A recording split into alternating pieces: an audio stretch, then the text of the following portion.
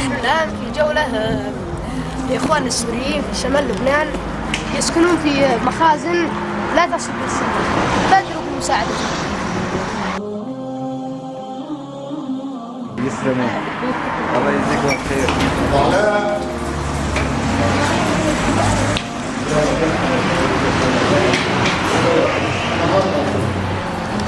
زيارة مدنية أطفال تقدم من الأطفال السوريين والأطفال السوريين.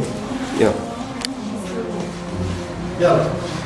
من يستطيع تقديم المساعدة، نحن الصغار أيضا يمكننا تقديم المساعدة. بادر بمساعدة إخوانك السوريين.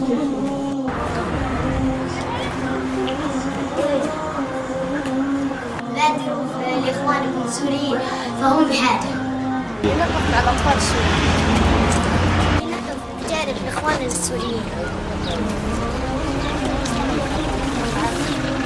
البيوت التي يعيش فيها السوريين لا تصلح للسكن، كما أنها يعني مخازن لا تصلح للسكن.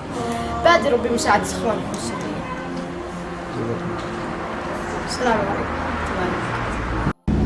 خلال جولتنا في شمال لبنان وجدنا هؤلاء الطفلين المعاقين.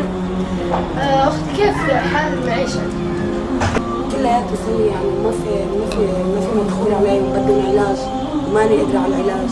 تخفضات الحليب، البنت عمرها 6 سنين، ضمور بالمخ وخرس، والولد شلل نصف الموت، وجوزي كمان متصور.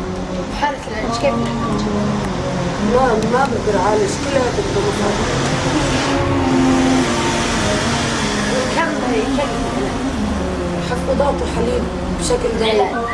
العلاج ماني قادرة للعلاج. كم يكلف؟ ما بعرف.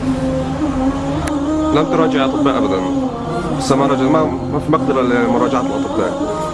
ما بياكلوا غير حليب ولبن، ما بياكلوا لا أكل ولا خبز ولا أي شيء. لا. حتى المي بتشردقوا فيه هيك بالببرون، حتى نربطها مشان ما تأذي أخوها ولا ما بتعرف شيء. هلا بدي رديها؟ إيه، هيك شوف أحفاظها، هيك حفاظات، كل شيء تحت إيدها. ما بتفهم شيء، ما عندها استيعاب على شيء.